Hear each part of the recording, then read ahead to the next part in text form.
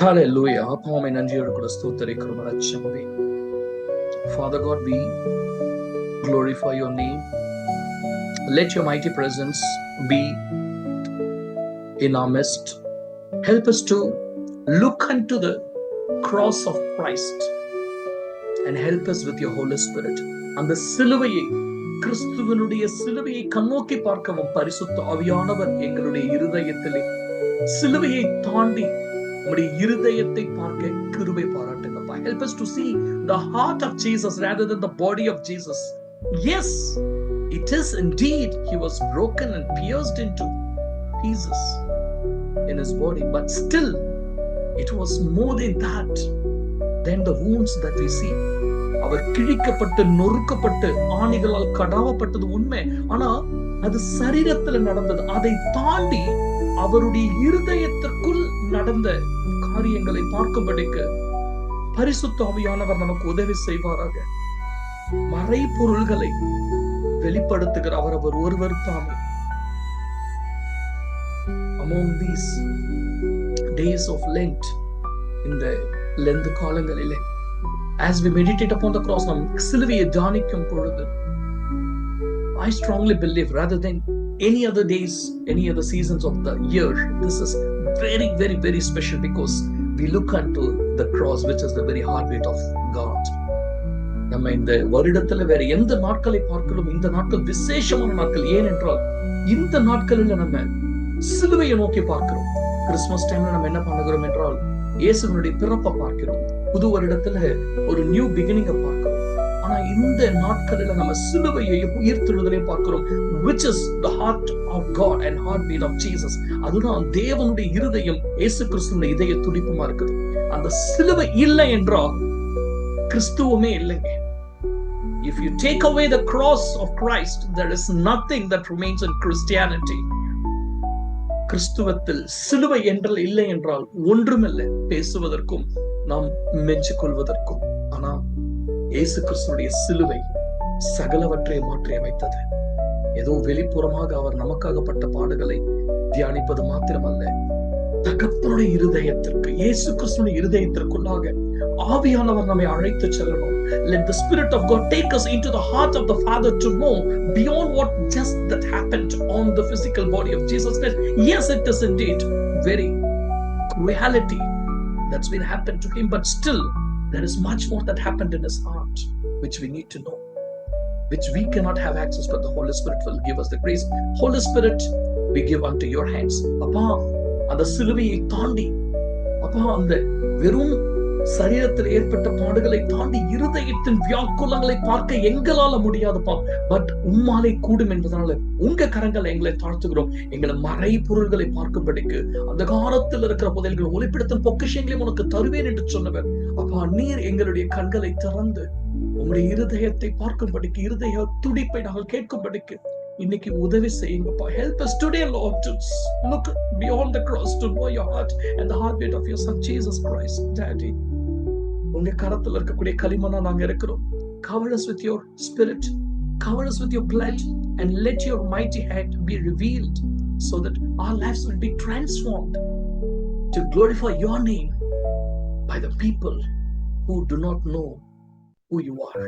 Help us to reflect the very image of who the Father is, as Jesus did. பிதாவே, உம்முடைய குமாரன் உம்மை பிரதிபலித்ததை போல நாங்களும் பிரதிபலிக்க, உம்மை அறியாதிருக்கிற ஜனங்கள் மத்தியிலே உம்மை வாழ்ந்து காட்ட கிருபை பாராட்டுங்க. எங்களை மறுரூபத்திற்குள்ளாக நடத்தும்படிக்கு தாழ்த்தி ஒப்புக் கொடுக்கிறோம். We submit each and every one of us into your hands, into your mighty hands. Be with us and guide us. Let your voice be heard, not us. In Jesus' most precious name we pray. Amen. உம்முடைய குரல் கேட்பதாக, உம்முடைய சத்தம் கேட்கப்படுவதாக. எங்களுடைய சத்தம் அல்ல, அது வெறும் சத்தமா இருக்கும். ஆனா உம்முடைய சத்தம் அது அநேக யுத்தங்களை ஓய பண்ணுகிறதா இருக்கும், வாழ்க்கையை மறுரூபப்படுத்துகிறதா இருக்கும். நீர் எங்களை வழி நடத்தும்படிக்கு தாழ்த்தி ஒப்புக் கொடுக்கிறோம், ஜெயத்தை எடுத்துக் கொடுக்கிறோம். இயேசு கிறிஸ்துவின் மூலம் ஜெபிக்கிறோம் நல்ல பிதாவே, ஆமென். ஹalleluya. Such a joy to see you all once again. உங்களை மறுபடியும் பார்ப்பதில் மிகவும் சந்தோஷம். And this is the day 2 that we are going to meditate upon beyond the cross. However the Holy Spirit leads us, let's go into the Word of God. இது நமக்கு இரண்டாவது நாள், சிலுவையை தாண்டி அந்த அந்த தலைப்புல பரிசுத்த ஆவியானவர் நம்ம வழி நடத்தும்படிக்கு அவருடைய கரங்கள் ஒப்புக் கொடுப்போம். எடுத்து வாசிப்போம். யோவான் 3:16. John 3:16. For this is how God loved the world. He gave us one and only Son, so that everyone who believes in him will not perish but have eternal life. தேவன் தம்முடைய ஒரே பேரான குமாரனை விசுவாசிக்கிறவன் எவனோ அவன் கெட்டு போகாமல் நித்திய ஜீவனை அடையும்படிக்கு அவரை தந்தருளி இவ்வளவாய் உலகத்தில் அன்பு கூர்ந்தார். அவரை தந்தருளி எவரை? தன்னுடைய குமாரன், ஒரே பேரான குமாரன், நேசகுமாரன், சொந்த குமாரன். நேற்று பார்த்தோம் அந்த சிலுவை நம் தகப்பனுடைய அன்பின் உச்சம். 4000 ஆண்டுகளாக அவர் நம்மை நேசிக்கிறாரு, அவர் நமக்கு தகப்பனா இருக்கிறார்ன்றத அநேக விதங்கள்ல சொல்வதற்கு ட்ரை பண்ணார். அவர் ட்ரை பண்ணிட்டே இருந்தார். அவருடைய தூதர்களை அனுப்பினார், அவர்களுடைய தீர்க்கதரிசிகளை அனுப்பினார், அவர்களுடைய ராஜாக்களை எழுப்பினார். அவரே ஒரு சில வேளைகளை இறங்கி வந்த பொழுதும் மனிதனுடைய இருதயம் மாற்றப்படவில்லை, அவருக்கு நேராக திருப்பப்படவில்லை. அதற்காகவே தேவன் முன்குறிக்கப்பட்டு உரைக்கப்பட்ட தீர்க்க தரிசனத்தினுடைய நிறைவேறுதல் தான் அந்த சிலுவை. அந்த சிலுவை நம் தகப்பனுடைய அன்பின் உச்சம். ஹல்லேலூயா. அந்த சிலுவையை பார்க்கும் பொழுது தேவன் ஏதோ சாதாரணமா ஒரு திரியேக தேவன்ல ஒருவரா இருக்கிற இயேசுவை கொடுக்கலங்க. தேவனுடைய குமாரன், ஒரே பேரான குமாரன், நேசகுமாரன், சொந்த குமாரன் என்று பாராமல் அவரை கொடுத்திருக்கிறார். Amen. It is not quite easy, right? நம்மள யாரும் அப்படி பண்ண முடியுமா? ஆனா தேவன் அப்படி பண்ணார். ஹல்லேலூயா. அதுதான் அன்பு. இன்னைக்கு நம்மள அப்படி அவருடைய குமாரனா, அவருடைய ஒரே பேரான குமாரனா, அவருடைய நேசகுமாரனா, அவருடைய சொந்த குமாரனா. நம்ம ஒரே பேரான குமாரன் சொல்ல முடியாதுன்னா ஒரே பேரான குமாரன் அவர் தான். இன்னைக்கு அவருக்கே பேர், இன்னைக்கு முதல் பேரான குமார். இன்னைக்கு நீங்களும் அவருக்கு பிள்ளைகளா இருக்கும்படிக்கு தேவன் நம்மை மாற்றி இருக்கிறார். சோ அவர் எப்படி தன்னுடைய நேசகுமாரனை கொடுத்தாரோ, ஒரே பேரான குமாரனை கொடுத்தாரோ, சொந்த குமாரனை கொடுத்தாரோ, நாம இந்த நாட்கள்ல அவருக்காக எதை கொடுக்க போறோம்? கொடுக்கணுமா அப்படின்னா இட் இஸ் நாட் நெசசரி. அவர் தான் நமக்கு கொடுக்கணும், நம்ம கொடுக்க வேண்டியதில்லை. ஆனா அன்பு எப்பவுமே கொடுக்குங்க. If you love someone, you will give. Definitely you will give your time, your talent. வெறும் பணம் மட்டும் யோசிக்காதீங்க, ஏதாகிலும் ஒன்று நீங்க கொடுத்தே தீருவீங்க. Somebody said like this, you can give without loving, but you cannot love without giving. Amen. நீங்க நேசிக்காம கொடுக்க முடியும். ரோட்ல ரொம்ப கஷ்டப்படுறவங்க, வறுமையில இருக்கிறவங்க நம்ம என்ன பண்றோம்? பணம் கொடுக்கிறோம், உதவி செய்யறோம். அவங்க நேசிக்கணும் அவசியம் கிடையாது. ஆனா ஒருத்தவங்களை நேசிச்சுட்டீங்கன்னா கொடுக்காம இருக்க முடியாதான். Amen. கொடுக்கிறது நேசிக்காம கொடுக்கலாம், ஆனா நேசிச்சிட்டீங்கன்னா கொடுக்காம இருக்க முடியாது. Amen. நீங்க இயேசுவை நேசித்தீர்கள் என்றால் கொடுப்பீங்க. சோ என்ன கொடுக்க போறீங்க? நேத்து சொன்னோம், அவர் இடத்துல நீங்க கேளுங்க. As we told that yesterday, whatever the things that you really wanted to give, there is no need, but still when you love a person, it is mandate that you will give as God gave his son, so that he demonstrated his love. See, love needs to be demonstrated. It is need not to be described. Many of the time now we try to describe what love is. We try to make people understand. We try to talk to people, but that's not right. Love has to be demonstrated. நம்ம அன்பை விளங்க செய்யணும், செயலில் காண்பிக்கணும், வார்த்தைகளை சொல்வதல்ல. அதை தான் தேவன் நமக்கு செய்து காண்பித்தார். Romans 5:8 நாம் படிக்கிறோம். God demonstrated his love that yet we were still sinners, he died for our sins. Amen. நாம் பாவிகளாய் இருக்கையில் அவர் நமக்காக மரித்ததினால் அன்பு என்னதென்று விளங்க பண்ணினார். Amen. He demonstrated.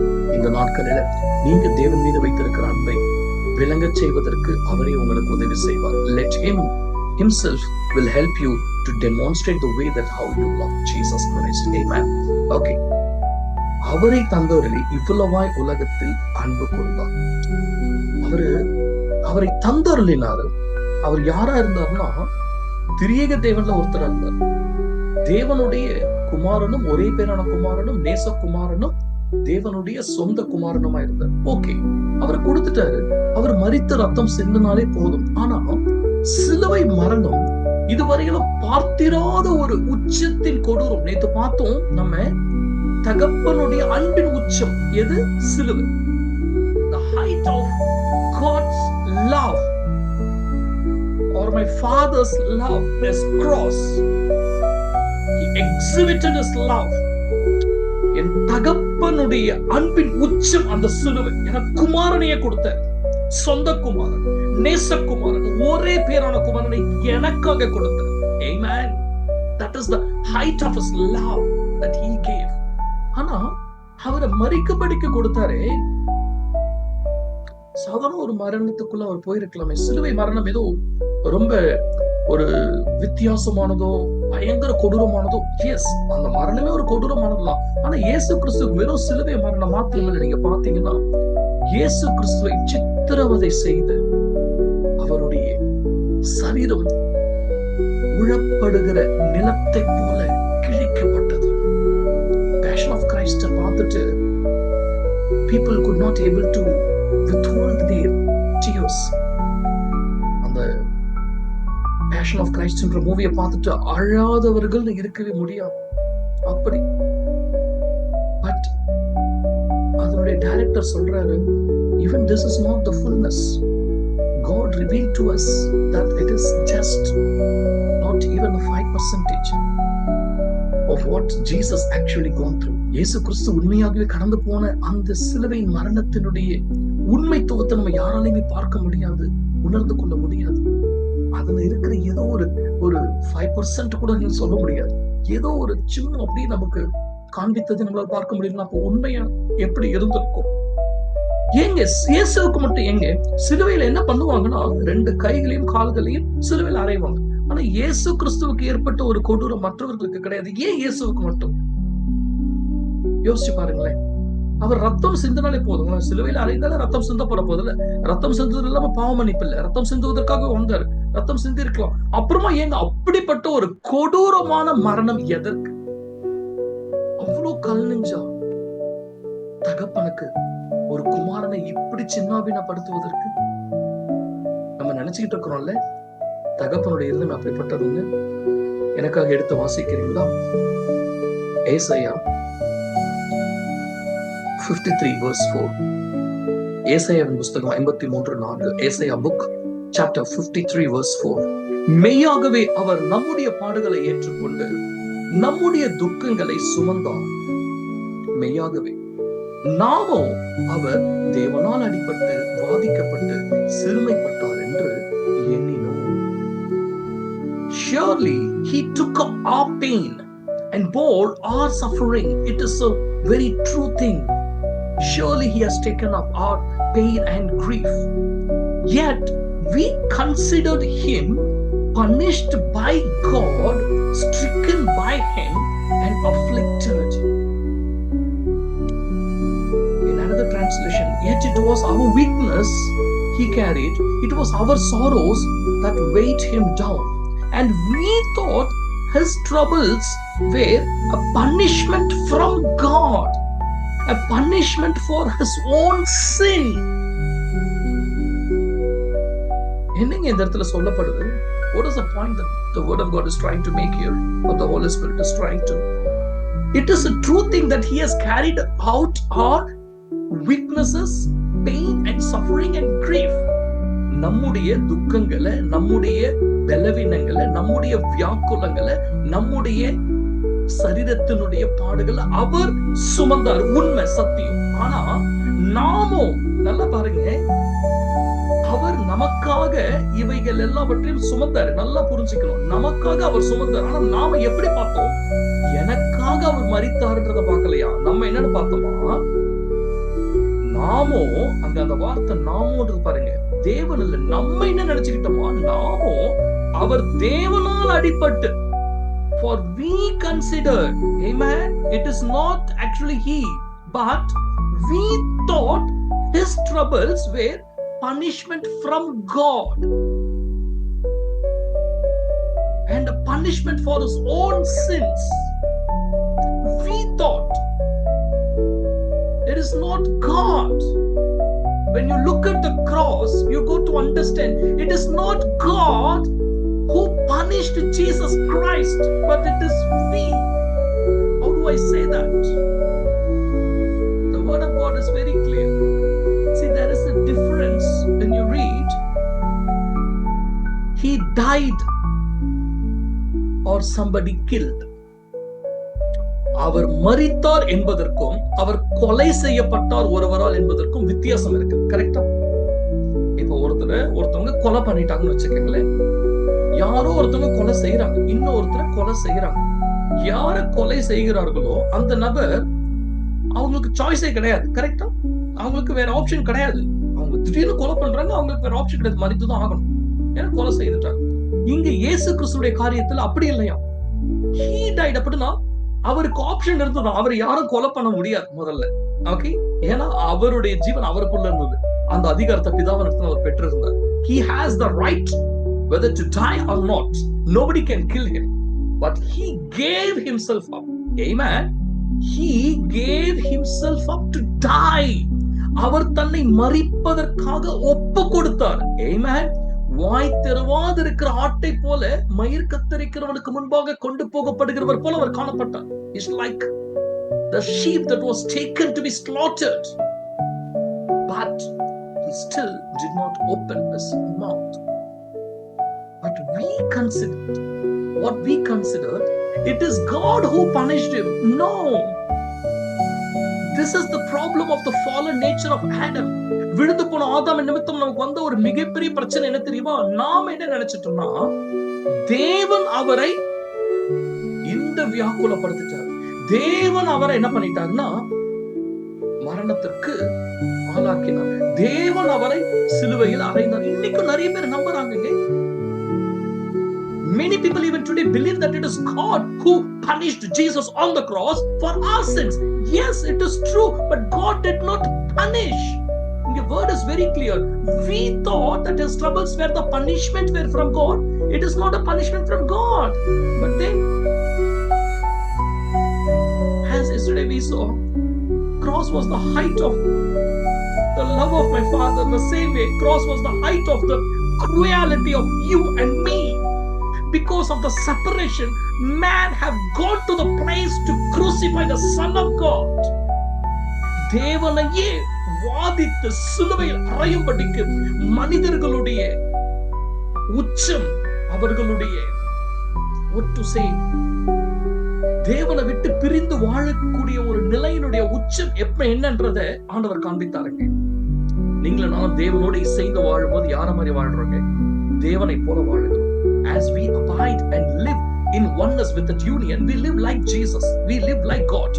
But at the same time, when we are being separated because of Adam's sin, because of the separation, how do we live? That is the extent, that height.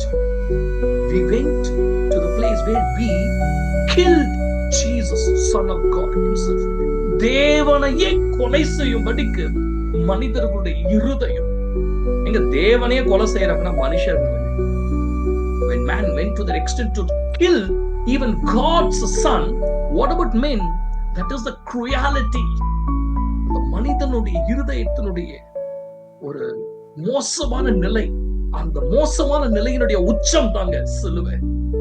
ஆனா அந்த சிலுவையை பார்க்கும்போது உங்களுக்கு ஒண்ணு தெரியணும், God is not a killer, he is a giver. John 3:16 says that God gave his only son, but he did not kill. We killed him, God gave him.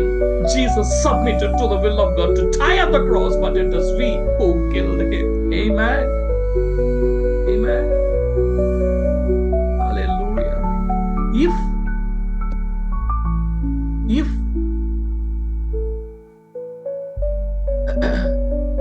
Jesus did not submit it, ஏன்னா அவருக்கு rights இருந்தது, அந்த self will இருந்தது, சுய சித்தம் இருந்தது.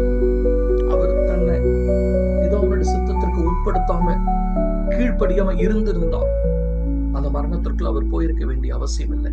But Father gave him to die on the cross and Jesus took, because that's the love that he had for Father. அவர் பிதாவினிடத்தில் அன்பு கூர்ந்தபடியினாலே, உங்களை வெண்ணும் அவர் நேசித்தபடியினாலே. இன்னைக்கு ஒருத்தவங்க சொன்னாங்க பேசிட்டு இருக்கும்போது, someone said to me today, what a love that Jesus showed, that 2000 years before he reminded you and me. That's why he died on the cross, because of which we are alive today. Amen. 2000 வருஷத்துக்கு முன்பாக இயேசு கிறிஸ்து உங்களை என்ன நினைச்சு பார்த்தோம்னா அவர் சிலுவையை சுமந்தார். இல்லைன்னு சொன்னா இன்னைக்கு நம்ம எங்க இருந்திருப்போம்? முடிஞ்சு போயிடுச்சு நம்ம கதை. Amen. I wanted you to just go to the verse Luke 24:7. Luke 24:7. Luca 24:7 the son of man must be delivered over to the hands of sinners, be crucified, and on the third day be raised again. என்னங்க? The son of man must be delivered over to the hands of sinners, not into the hands of the father. Father gave himself to the hands of the sinners. It is we, because the word of God is very clear. Romans 5:8. We were sinners when God died for us, and he gave to us. We are the ones who killed Jesus Christ on the cross. I will read it in Tamil 24/7. மனுஷகுமாரன் பாவிகளான மனுஷர் கையில் ஒப்பு கொடுக்கப்படவும் சிலுவையில் அறையப்படவும் 3ஆம் நாளிலே எழுந்திருக்கவும் வேண்டும் என்பதாக அவர் கலிலேயாவில் இருந்த காலத்தில் உங்களுக்கு சொன்னதை நினைவு கூறுங்கள் என்றார்கள். மனுஷகுமாரன் பாவிகளான மனுஷர் கையில் ஒப்பு கொடுக்கப்படவும் சிலுவையில் அறையப்படவும், யாரல்ல? சிலுவையில் அறையப்படவும் யாரல்ல? பாவியான மனுஷர்களுடைய கைகளினால். நீங்க அதை பார்த்திருக்கீங்களா தெரியல. மார்க் 9:31, மார்க் 9வது அதிகாரம் 31வது வசனம். ஏனெனில் மனுஷகுமாரன் மனுஷர் கைகளில் ஒப்பு கொடுக்கப்படுவார் என்றும் அவர்கள் அவரை கொன்று போடுவார்கள் என்றும். என்னங்க, ரொம்ப கிளீனா தெளிவா இருக்குது.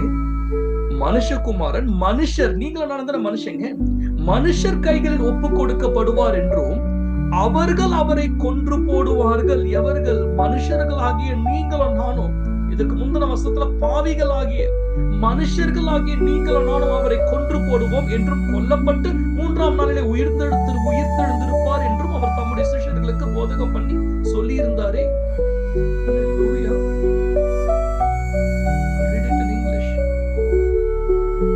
He was teaching his disciples, saying to them, the Son of Man is going to be delivered into the hands of men, and they will kill him. And when he is killed, after 3 days he will rise. இப்ப நம்ம பார்த்த இந்த 2 வசனங்களும் ரொம்ப தெளிவா சொல்லுது. இன்னும் Isaiah 53, all the 3 verses, Mark 9:31 and Luke 24:7 and Isaiah 53:4, all the 3 verses was very clear. We thought, and we sinners who crucified him, we men crucified him. நாம எண்ணினோமா? பாவிகளாகிய நாம, மனுஷர்களாகிய நாம அவரை சிலுவையில் அறைந்தோமாங்க. இதா கிடையாதுங்க. இன்னொரு வசனத்தை நான் வாசிக்கிறேன். I wanted to read you one more verse. Acts 2:23. Acts 2:23. This man was handed over to you by God's deliberate plan and foreknowledge, and you, with the help of the wicked men, put him to death by nailing him to the cross. Hallelujah.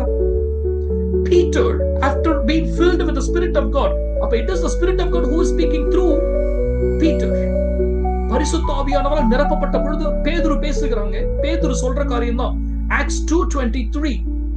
தமிழ்ல வாசிக்கிறேன்னா, அப்படி இருந்தும் தேவன் நிர்ணயித்திருந்த ஆலோசனையின் படியையும் அவருடைய முன்னறிவிப்பின் படியையும் ஒப்பு கொடுக்கப்பட்ட அந்த இயேசுவை நீங்கள் பிடித்து அக்கிரமக்காரருடைய கைகளினாலே சிலுவையிலே ஆணி அடித்து கொலை செய்தீர்கள்.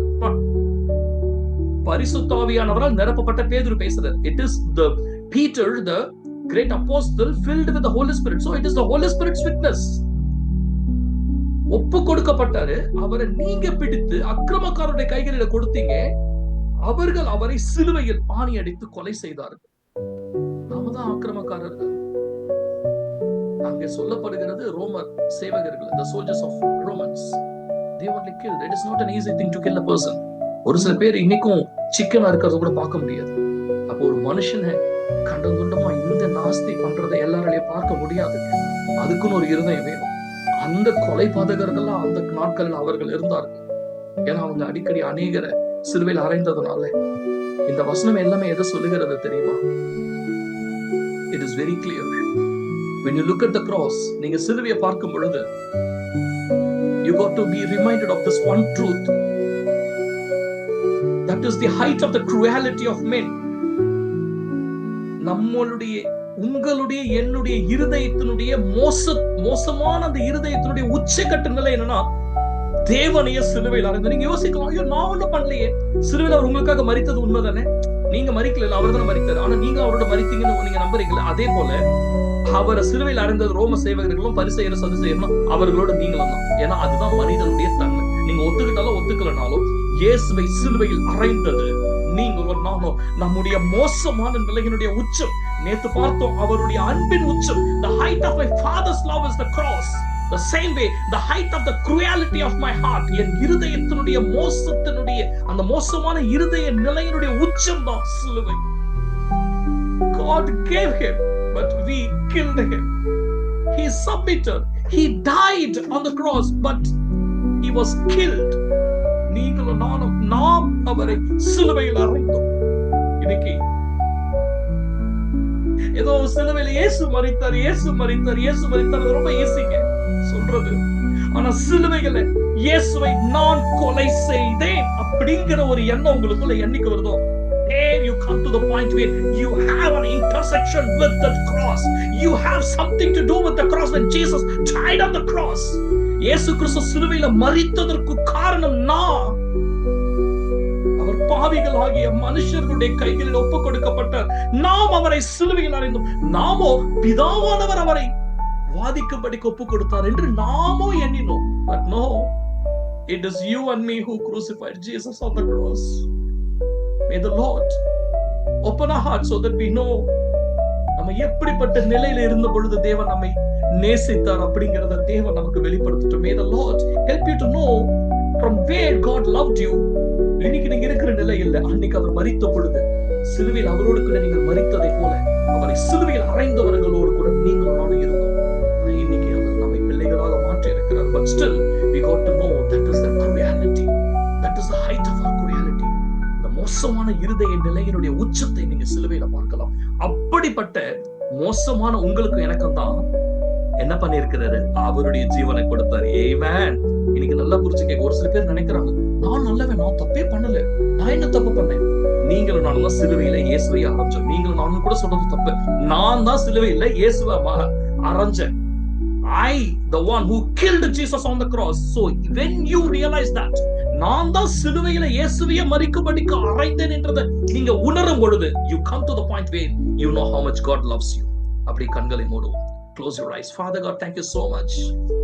Help us to come closer to you, that it is not just that you died on the cross, but it is I who killed you on the cross. நீங்க ஏதோ சிலுவையில மரித்தீர்கள் என்பதல்ல, நான் உங்களை சிலுவையில வதைத்திருக்கிறேன். என்னால நீங்கள் அறையப்பட்டீர்கள். உங்க சிலுவைக்கு காரணம், ஆணிகள் அடிக்கப்பட்டதற்கு காரணம் நான் என்பதை உணரும் பொழுது, when I realize it is because of me, you are being crucified and you are being nailed unto the cross. That was the worst state of my cruelty of my heart. என் இருதயத்தினுடைய அந்த மோசமான நிலையினுடைய உச்சம். But still you loved me. Thank you so much for your love.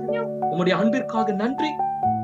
இன்னும் கிட்டி சேர்த்து உம்முடைய கிருபைக்காக என்னை இன்னும் மாற்றி உம்முடைய நாமத்தின் மகிமைக்கென்று நீர் எடுத்து பயன்படுத்தும். இந்த உலகத்துல என்னை காண்கிறவர்கள் உண்மைக்கான உண்மையான மறுரூபத்திற்குள்ளாக என்ன நடத்துங்கப்பா. Help me to be walking in the true transformation to reflect you, so that the people in the world may know and come near to you. Thank you, Daddy.